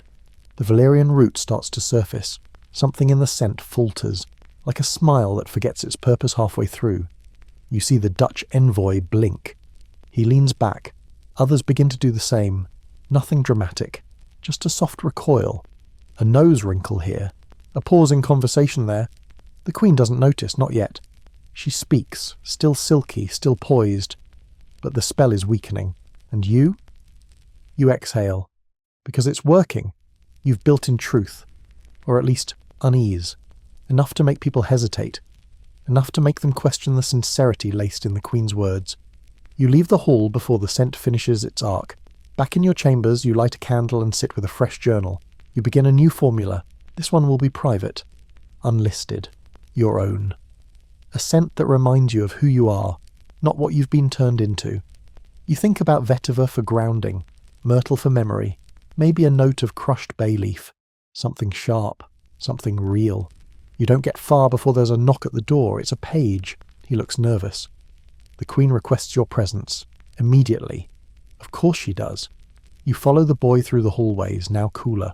The summit is dispersing. Nobles murmur with careful detachment. No one is shouting, but no one is smiling either. The Queen greets you in her private antechamber, still in the summit gown. She looks tired. And beneath the usual velvet and pearls, something else. Unsure. I wore your blend, she says. You incline your head. And did it suit the room? She narrows her eyes. It changed. You wait. She takes a step closer, scent trailing behind her like a fraying ribbon. Did you alter the formula? You keep your voice calm. It behaves differently in heat, as most perfumes do. She studies you. But it didn't win them. It unsettled them. You meet her gaze. Would you rather they were won by a lie? That lands. For a moment something flickers in her. Guilt? No. Regret, perhaps, or recognition. You're playing a dangerous game, she says. You smile faintly. No more dangerous than yours. She considers you, then walks to her dressing table and removes the perfume bottle. She doesn't smash it. She doesn't burn it. She sets it gently in a drawer and locks it. Make something else, she says. Something simpler. You nod. She doesn't speak again. You're dismissed with a flick of her hand. And as you walk away, you understand something new. She's not angry. She's afraid. Not of the perfume, not even of you. She's afraid of how easily the spell broke. That control, once cracked, may never seal again. Back in your room, you stare at the unfinished formula, then you close the book and open a new one. Because this chapter, this perfume of power and poison, is ending, but another is beginning. Historical footnote for your sleep tonight. During the height of court perfumery, some artisans encoded their final blends with tracers, rare florals, extinct roots, ingredients impossible to find outside a specific region. It was their way of saying, this formula ends with me. You're ready to craft your own. No more ghosts, no more lies in glass. Just scent and truth. The next morning, the sky over Versailles yawns wide and grey, a gauzy kind of gloom that softens every edge. A perfect day for disappearing. You move differently now. Quiet, slow, deliberate. The Queen hasn't summoned you. Not since she locked Fidelité away in that drawer like a broken mirror. Word around the palace is that the summit produced mixed results. Polite nods, lingering doubts, no deals sealed, but no daggers drawn either. For now, that counts as success. You should feel relief. Instead, you feel like a thread that's been stretched one tug too far. In your chamber, you begin clearing space. You strip the table of the tools you no longer need. The experimental tinctures, the black market resins, the decoy blends made for misdirection. All of it gets corked, sealed, or burned. You're not walking away, not exactly, but you are changing course. You take out one last bottle. Echo, the one Lavoisin gave you long ago, the one laced with memory. You unstopper it, let the scent drift into the air like a sigh. It smells of regret. And then, slowly, something new. Determination. A knock interrupts your thoughts. Not a page this time, a guard. Not one you recognize. You tense, but open the door. He hands you a sealed envelope. Thick parchment, no crest. Inside, a single phrase written in charcoal ink. Your name was whispered in the Bastille, and beneath it, come, tonight. A location is listed. A cellar beneath the old kitchens, long unused. You burn the note as soon as the guard leaves. No witnesses, no scent trail. And you prepare. You wear no perfume, just a dab of beeswax balm to seal your skin. You bring nothing but a vial of clove oil tucked in your glove and a small flat blade hidden in your boot. Not for violence, for leverage. The corridor to the cellar smells like ancient ash and cabbage. You follow it down past flickering sconces until the air tightens into stillness. A figure waits, not cloaked, not disguised, but watchful. It's the cloaked woman from your earlier questioning, the one who mentioned Madame de Brinvilliers. She's dressed plainly now, but there's a glint in her eyes, you remember? She nods. You've been clever, she says. Too clever, maybe. The Queen trusts you, but others don't. You raise an eyebrow. You called me here to threaten me? No, to offer you a way out. She gestures to a small wooden table between you. On it, a bottle, not one of yours, but similar. You recognize the work. You approach, unstopper it, clove, musk, and mandrake. Your stomach turns. This is one of Lefebvre's, you say. No, she replies. One of yours. You stare. That's impossible. Not exactly, she says. This was retrieved from a merchant outside Lyon. Sold under your name. The recipient died 2 days later. Paralysis, clean, elegant, suspicious. You feel the world narrow. Someone is still using your signature. But Lefebvre is gone. Etienne vanished. She nods. Exactly, which means the game isn't over. You clench your jaw. What do you want? To work with you, she says. Quietly, off the books. You make the antidotes. We make the accusations disappear. You don't respond. Not yet. Because your mind is somewhere else. If someone is still using your name, they're either careless or very, very confident. Confident enough to believe you won't speak, won't act, won't survive long enough to fight back. Fringe tidbit for the shadows tonight. In 17th century France, the Bastille wasn't just a prison. It was a warehouse of secrets. Many prisoners weren't officially listed, no trial, no record, just forgotten. Some were perfumers, others were accused of being alchemists, poisoners, magicians. What they all had in common? They knew something someone wanted buried. You return to the bottle on the table. This wasn't just made in my style, you say. It used my proportions, my ratios. She tilts her head. A former student? You shake your head. No one left. Except, no. You burned that book, didn't you? You suddenly remember that night. The fake journal, the one you placed as bait for Etienne. You burned the original pages, or you thought you did. What if you missed one?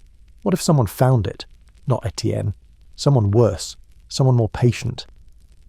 The woman sees the flicker in your eyes. You know who it is. I might, you whisper. She leans closer. Then you'll come to the Bastille. What for? To talk to someone who says they knew your mentor, the one from Florence. Your heart stumbles. That man is dead. Has been for years. But the timeline fits. The betrayal. The stolen methods. The rot didn't start here. It started before Versailles. And maybe, just maybe, it's still spreading. She places a key on the table. Midnight. No guards. No queen. She turns and disappears into the dark. You stand there for a long time, breathing nothing but fear. Midnight arrives like a whisper under the door. You move through Versailles unnoticed, a shadow among shadows, each step swallowed by velvet silence.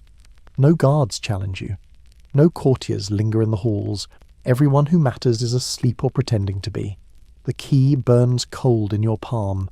You reach the northern edge of the palace, where old stone meets damp earth, where Versailles stops being spectacle and starts being skeleton. The Bastille entrance lies hidden behind a servant's wine storeroom, disguised by decades of dust and disuse. The air here is thick with age. It smells like wet parchment, old leather, and the kind of stone that's soaked up too many secrets to feel clean again. The key fits easily. The lock clicks open, and you descend. The passage winds downward, lit by torches so weak they seem to apologize for trying. Your footsteps echo off walls lined with iron sconces and sealed doors, each one a potential grave or a silence too heavy to name. At the bottom, a figure waits. Not the cloaked woman. Someone older. A man seated calmly on a stool, arms folded. His beard is grey, but his eyes, sharp, cold, familiar. You've come, he says. Took you long enough. You blink. You know that voice. You were dead. He smiles. Most useful people are, at least for a while. His name catches in your throat. Matteo, your mentor, your teacher, the man who taught you to smell with your soul and blend like a surgeon. You saw his body burned in Florence. You remember the charred mask, the sealed urn. But he's here, alive, and watching you with the same calculating calm he used when judging your very first tincture of citrus and smoke. I taught you well, he says. Too well, perhaps. You don't respond. You can't. He gestures to the seat across from him. You sit, slowly, and he begins. There's always been more to perfume than court and clothes, he says. You knew that. That's why I chose you, why I gave you my book. You shake your head. I destroyed that book. Most of it, he says, but not all. A page here, a page there, copied, passed on. You feel something cold twist in your gut. Who else has it? A few, he says. A collector in Amsterdam, a widow in Avignon, and one right here at Versailles. You exhale sharply. The Queen? He laughs. No, someone worse. You don't ask. You already know. Whoever's been using your name to poison nobles, to sell falsified blends, to erode the very soul of your work, they learned from him. Not from his lectures, from his pages. You faked your death, you say. I wasn't ready to die, he replies, and there were too many watching. I knew the Queen's interest was growing. I knew what they'd eventually want. You feel rage bubbling up. You let me take the fall, he shrugs. You survived. I expected nothing less. You stand, pushing the chair back, heart pounding. I'm not here to help you, you snap. I didn't ask for help, he replies. I'm offering you the end of the story. You stop. He leans forward. You're about to be accused again. Another noble's dying. He wore one of your scents, the original ones. You blink. Which one? Cendra. You made it in Florence. Sandalwood, tobacco, red cedar, and a drop of datura, just for edge. You remember? You made it as a joke, for a friend who liked dangerous things. I never bottled that. But you wrote it down, he says, and someone read it, copied it, sold it, and now the Marquis de Joie is dying. You feel the trap snap shut around you, because you did create that scent, but not for Versailles, not for this. They'll hang you, Matteo says casually, or bury you in the Bastille, but I can help you vanish, for real this time. You stare at him. Why? Because we're not finished, he says. You're still valuable, and I'm building something larger. You already know the answer. No, he tilts his head, even if it means your death. I'd rather die honest than live making weapons, he leans back. Then you'd better run fast. You leave the Bastille in silence. But inside, something has shifted. This isn't about perfume anymore. This is about legacy. Mainstream note to ground us again. During the final months of the affair of the poisons, several perfumers vanished. Some were imprisoned, some were executed, but some simply disappeared. Rumours persisted of a hidden guild, an underground network of scent artisans who specialised in illicit blends. Their work was untraceable, their names erased. Historians still argue whether they ever existed, or were a convenient fiction to scapegoat the guilty. You no longer wonder. You walk quickly through Versailles. The moonlight feels sharper now. You pass a maid scrubbing the floor, a page tucking away a letter. Everyone moves like they have something to hide. In your chamber you find another note under your pillow, just a smear of wax, no name. Inside, they're coming for you, tonight. You light a candle, you pack only what matters. 3 vials, your true journal, a vial of eternité, and a new formula, unfinished but promising. You slip into the passageways, and as you vanish beneath the palace, you know this much. You're done being used. The Queen may think you belong to her. Matteo may think you're still a student. But from here on out, you blend for no one. You vanish like a scent on warm skin. The passageways under Versailles are forgotten veins, narrow, damp, pulsing with silence. You pass through them like a ghost with purpose, heart steady, footsteps soundless. The candle in your hand flickers each time a draught of cooler air sneaks through the cracks in the stone. Above you, the palace continues its performance. Nobles dine, the Queen speaks.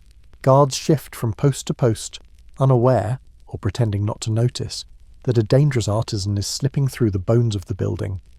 You don't look back. You move through a hatch in the eastern wall and out into the old garden, where wild herbs still grow unchecked behind the disused conservatory. You kneel, part the nettles, and unearth what you buried weeks ago, a lacquered box sealed in wax. Inside, 3 prototypes, scent memories that only you could interpret. They weren't meant for anyone else. You pocket them and keep moving.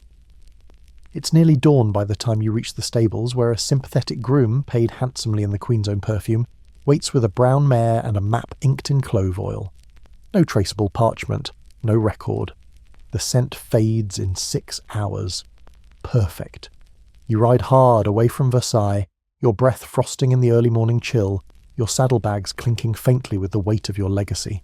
You don't stop until the Golden Palace is a blur behind you. You're not running, you're remaking yourself. Let's slow now, breathe in.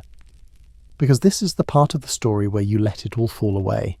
The narrow halls, the poisoned fans, the Queen's whispering threats, the cellar confessions, all of it. You make it to Lyon first. You spend 2 weeks above a bakery helping the owner scent her flour with dried orange peel. She doesn't ask your name. You don't give it. You leave behind a scent she'll never replicate. Next, you travel south. In Marseille, you find a chemist with no sense of smell but excellent hands. You teach him the language of tinctures in exchange for silence. Together you craft something new, a perfume that mimics sea air and endings. You begin to write again, a new journal, bound in salt-cured leather. The title is simple, Smoke Before Rain. Inside, no formulas for royalty, no lies dressed as desire, just truth and memory. And maybe, somewhere between those things, absolution. But even in exile, news travels. One day in the market you hear a rumour. The Queen has stopped wearing perfume. Some say she fears being poisoned. Others say she simply can't trust what lingers on her skin anymore. And that's your legacy. No scent can rewrite history now. Mainstream history will tell a different story. It will say the affair of the poisons ended with trials and exiles, that justice was served, and that the perfumers were purged. But the truth is softer than that. It lingers. And you? You're the lingering.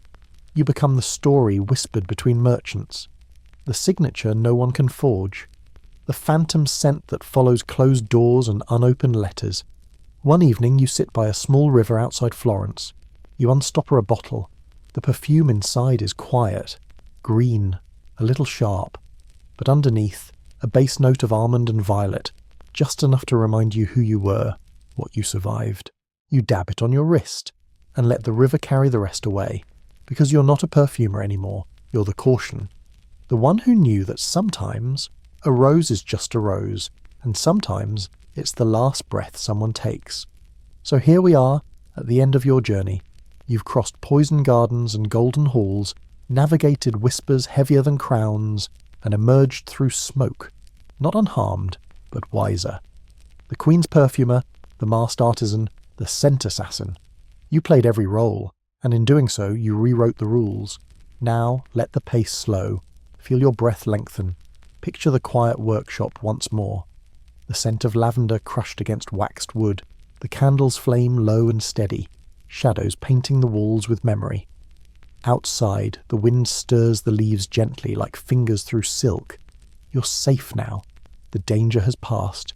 No more hidden vials, no more locked drawers, just you, and the silence that follows a story finally told. The people you encountered, La Voisin, Lefebvre, Etienne, even the Queen, they're echoes now. Their schemes dissolve into the air like an overused top note. The real power was never in them. It was in you. You survived. And not just with your life, but with your name. Whole, unbroken, unreplicated. Let that truth settle into you like the final note of a well-made scent. Steady, warm, and unmistakably yours.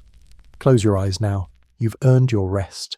Sweet dreams, sweet dreams, sweet dreams, sweet dreams, sweet dreams, sweet dreams, sweet dreams, sweet dreams, sweet dreams, sweet dreams, sweet dreams, sweet